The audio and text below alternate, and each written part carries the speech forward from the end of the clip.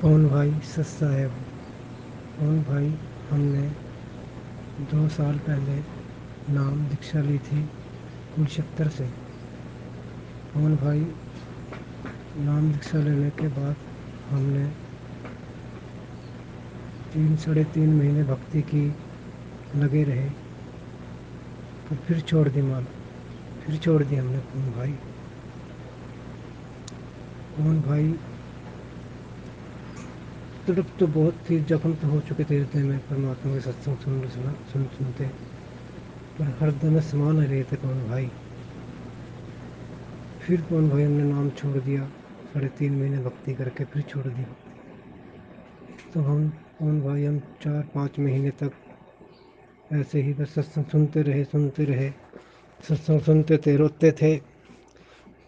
तो पवन भाई यही पुकार करते थे परमात्मा से, हे परमात्मा, आपका ये ज्ञान हृदय में समा नहीं रहा, क्या करें मालिक, या तो इस नीच को मार दो, ऐसे समय में जन्म देना जिस समय में नीच की हृदय में आपका ज्ञान समा जाए। तो पवन भाई चलते रहे। फिर जिस भगत ने हमें कुलक्षेत्र ले जाके नाम दीक्षा दिलाई, फिर हमें मिला वो 4-5 महीने के बाद। फिर लगा कहने, भाई भक्ति कर लो वरना बहुत बुरा हो जाएगा, बहुत बुरा होगा। तो पवन भाई, हम उनके कहने से भगत के फिर हमने नाम शुद्ध कराया। नाम शुद्ध करा के फिर हम भक्ति पर लगे। फिर वही 4 महीने 4 महीने हो ही चुके थे, बस 5-4 दिन रह गए थे भगत जी दूसरा नाम लेने की थे बस तैयारी। कहने लगे भी दूसरा नाम मिल जाएगा, तो अगले उसमें चाहिएगा सत्संग में, तो तुझे दूसरा नाम मिल जाएगा। तो पवन भाई, हमने वो नाम फिर शुद्ध कराया, फिर छोड़ दिया। हृदय में समा नहीं रहा था पवन भाई। आपकी वीडियो देखी, आपकी वीडियो देखी क्या है? हाँ, वो पानी पी लेने दो, पानी पी लेने दो।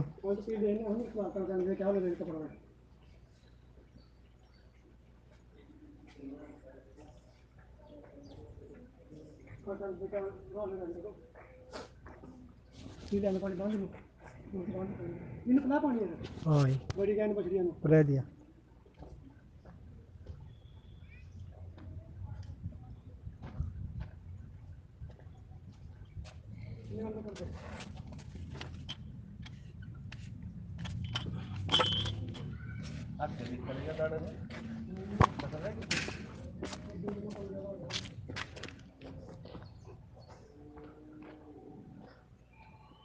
पवन भाई, फिर छोड़ दिया हमने नाम।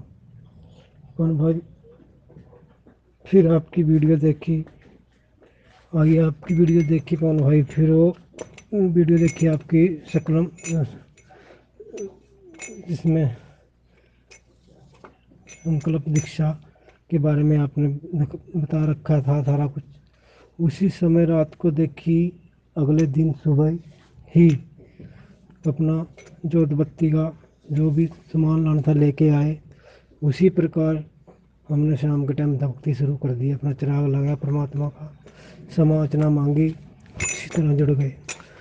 तो भगत जी, उसके जुड़ने के बाद 4-5 दिन के बाद ऐसा महसूस देने लगा जैसे परमात्मा हमारे साथ साथ भक्ति करवा रहे हों, भक्ति हमारे साथ लग गए हों, हमारे साथ।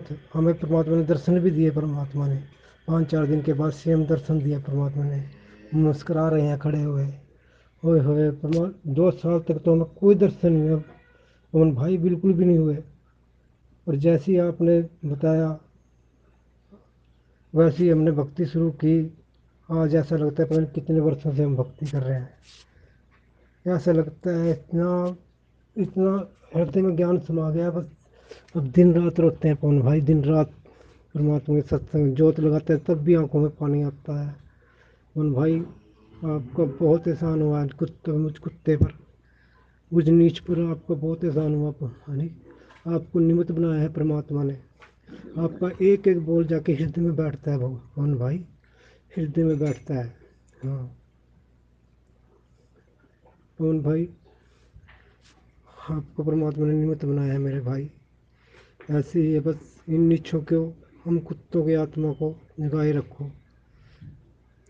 सत साहेब पवन भाई।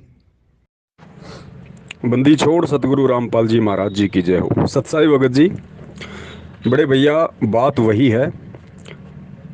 आपने पहले भी उसी महापुरुष को अपना सतगुरु बना रखा था, सतगुरु रामपाल जी महाराज जी को। मंत्र भी आप उन्हीं के जाप कर रहे थे, भक्ति विधि भी उन्हीं के द्वारा बताई गई थी, लेकिन फिर भी आप जी के हृदय में परमेश्वर का ज्ञान समा नहीं रहा था। आपको कहीं ना कहीं कोई कमी नज़र आ रही थी। बार बार आप जी नाम भी शुद्ध करवा रहे थे, क्योंकि ज्ञान तो ऐसा है परमात्मा का कि आत्मा रह नहीं सकती। आप ना चाहते हुए भी बार बार सोचते थे कि भक्ति करूं, लेकिन ऐसी कोई कमी थी जिस कमी की वजह से आपके अंदर परमात्मा का ज्ञान समा नहीं रहा था, काल आपको विश्वास नहीं होने दे रहा था। और वो कमी केवल यही थी कि हृदय से हम ये स्वीकार नहीं कर पा रहे थे, आत्मा ये स्वीकार नहीं कर पा रही थी कि वास्तव में सतगुरु रामपाल जी महाराज जी पूर्ण परमात्मा हैं। आपने उन्हें महापुरुष तो मान रखा था, आप उन्हें परमात्मा भी बोलते होंगे, लेकिन आत्मा स्वीकार नहीं कर रही थी, हृदय में ये चीज़ बैठ नहीं रही थी। और हमें जो परमात्मा ने निमित्त बनाया, और बार बार परमेश्वर सभी को यही संदेशा दिलवा रहे हैं कि भाई परमात्मा धरती पे प्रकट है। भगवान धरती पे 8 सितंबर 1951 के दिन लीला करने के लिए आ चुके हैं। जो भगवान 650 साल पहले आया था 1398 में कबीर देव, आज वही परमेश्वर कबीर देव पुनः 8 सितंबर 1951 के दिन धरती पे प्रकट हो चुके हैं। और जब तक हम उस परमात्मा को, भले ही हम उनसे नाम दीक्षा ले लें, भले ही हम उनके सत्संग सुन लें, लेकिन जब तक हम उनको हृदय से और हमारी आत्मा ये ज्ञान समझकर उनको परम पिता परमेश्वर के रूप में स्वीकार नहीं करेगी कि भाई परमात्मा प्रकट हुए हैं, किसी माँ के पेट से जन्म नहीं लिया, लीला परमेश्वर कुछ भी कर सकते हैं। दिखावे में परमात्मा ऐसे लगेंगे जैसे इंद्रो माई के गर्भ से आए हों, लेकिन वो परमात्मा प्रकट हुआ है, प्रकट जैसे गरीबदास जी महाराज जी रानी माँ के गर्भ से, लोगों को लगा कि वो गर्भ से आए, लेकिन वो परमेश्वर प्रकट हुए थे।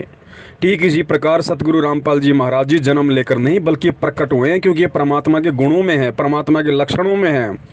जो माँ के गर्भ से आता है वो परमात्मा नहीं होता, वो 21 ब्रह्मांड तक के परमात्मा होते हैं, भगवान होते हैं, देव होते हैं, साहिब होते हैं, जो माँ के गर्भ से आते हैं। श्री रामचंद्र जी, श्री कृष्णचंद्र जी और भी अनेकों अवतार, लेकिन पूर्ण परमात्मा पूरी सृष्टि में केवल एक ही है, वो है कबीर देव। और वो कबीर परमेश्वर कभी भी माँ के गर्भ से नहीं आता। और सतगुरु की भूमिका केवल वही परमात्मा निभाता है, तत्वदर्शी संत की भूमिका केवल वही एक परमेश्वर निभाता है। और कितनी बार गुरुदेव ने कहा कि पुण्यात्माओं, इस 21 ब्रह्मांड में यदि कोई सतगुरु है तो ये दास है, रामपाल दास है, ये कोई मान बड़ाई मत समझ लेना। जिस प्रकार 100 के नोट पे लिखा होता है कि मैं धारक को 100 रुपये अदा करने का वचन देता हूँ, तो नोट इसमें अहंकार नहीं कर रहा, क्योंकि उसकी कीमत 100 की है, इसलिए वो कह रहा है कि यदि मुझे कोई अपने हाथ में लेगा तो मैं 100 रुपये का उसको लाभ दूंगा। ठीक इसी प्रकार वो पूर्ण परमात्मा कबीर साहब, जिसका वेदों में उल्लेख है, पुराणों में उल्लेख है कि गुरु यदि जहाँ भी किसी भी ग्रंथ में लिखा हुआ है, किसी भी ग्रंथ में जो गुरु शब्द है, वो गुरु शब्द केवल उस परमात्मा कबीर साहब के लिए है, जब वो सतलोक से इस पृथ्वी पे सरगुण रूप में सतगुरु या गुरु की भूमिका करने आता है। तो कितनी बार कहा सतगुरु रामपाल जी महाराज जी ने, अब स्पष्ट इशारा थोड़ी करेगा भाई, स्पष्ट इशारा क्यों नहीं कर रहा? क्योंकि परमात्मा ने वो इशारे समझने के लिए तत्व ज्ञान दे दिया।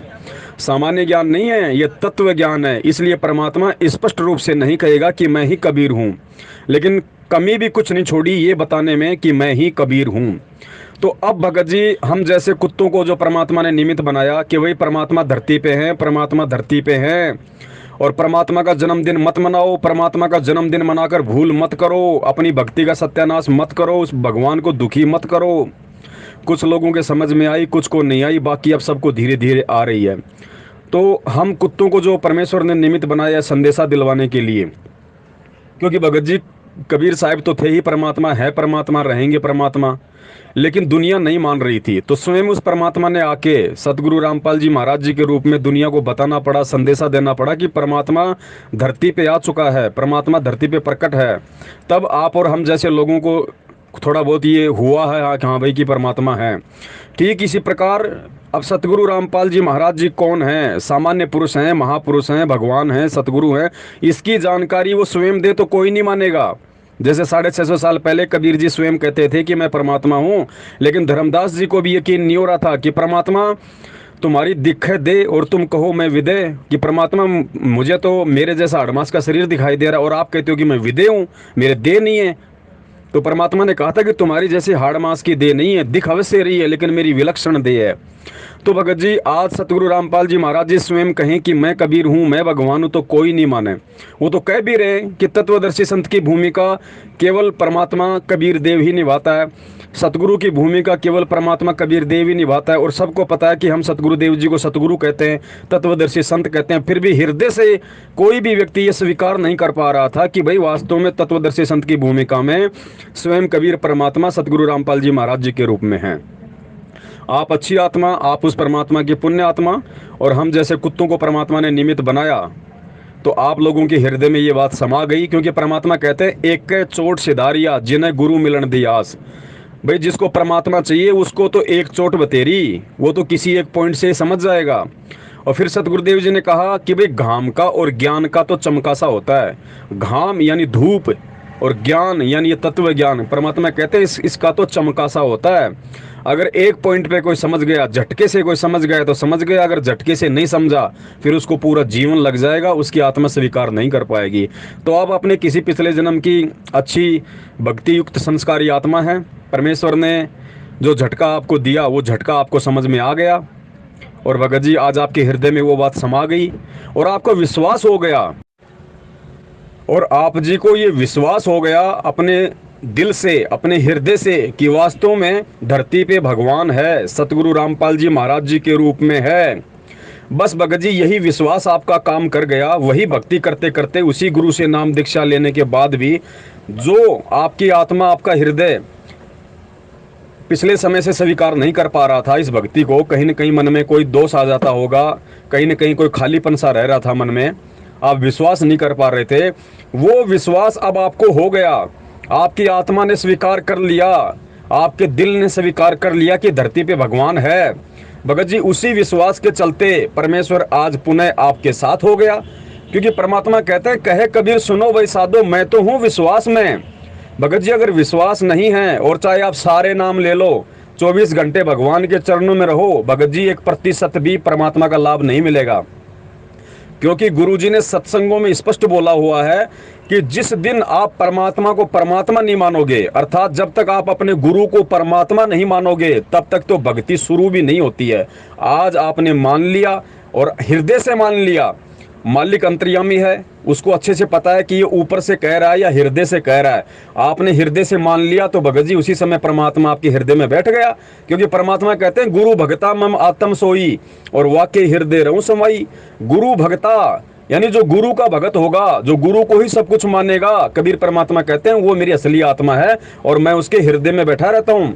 तो आज आपके हृदय ने स्वीकार कर लिया कि भाई मेरा गुरु परमात्मा है, तो मालिक की वाणी चरितार्थ हो गई, परमात्मा का विधान पे आप सही तरीके से आप जी चल दिए, तो परमात्मा कहाँ दूर है फिर। गुरु भगता में आत्म सोई वाके हृदय रहु समोई। आज आपको जो साक्षात सतगुरु रामपाल जी महाराज जी दर्शन दे रहे हैं, सौपन में आ रहे हैं, आपको इतना विश्वास हो रहा है, ये सिर्फ इस चीज के पीछे है कि आपने अपने गुरु को ही परमात्मा मान लिया। आप और कहीं कोई कबीर भगवान नहीं देख रहे अपने गुरु के अलावा, आप सतलोक में कोई कबीर भगवान नहीं देख रहे। आप ये देख रहे हो कि वास्तव में अगर कोई कबीर है तो मेरा गुरु है और इस समय पृथ्वी पे प्रकट है। तो भगत जी परमात्मा ने फिर कहाँ देर की, तुरंत आ गया परमात्मा। मालिक कहते हैं जैतू चाले एक कदम मैं चालूं कदम 60 और जैतू हो जा काठ का मैं हो जाऊं लोहे की लाठ। तो भगवान कहाँ दूर है। भगत जी परमात्मा तो सबकी पीठ पीछे खड़ा है, बस विश्वास की जरूरत है। जिस दिन हृदय से स्वीकार कर लेंगे कि धरती पे सतगुरु रामपाल जी महाराज जी के रूप में पूर्ण परमात्मा प्रकट है, जो पीठ पीछे खड़ा है वो सीने के सामने आके खड़ा हो जाएगा, हृदय में समझ आएगा। सत साहिब बंदी छोड़ सतगुरु रामपाल जी महाराज की जय हो। सत साहिब बोलो सतगुरुदेव की जय हो।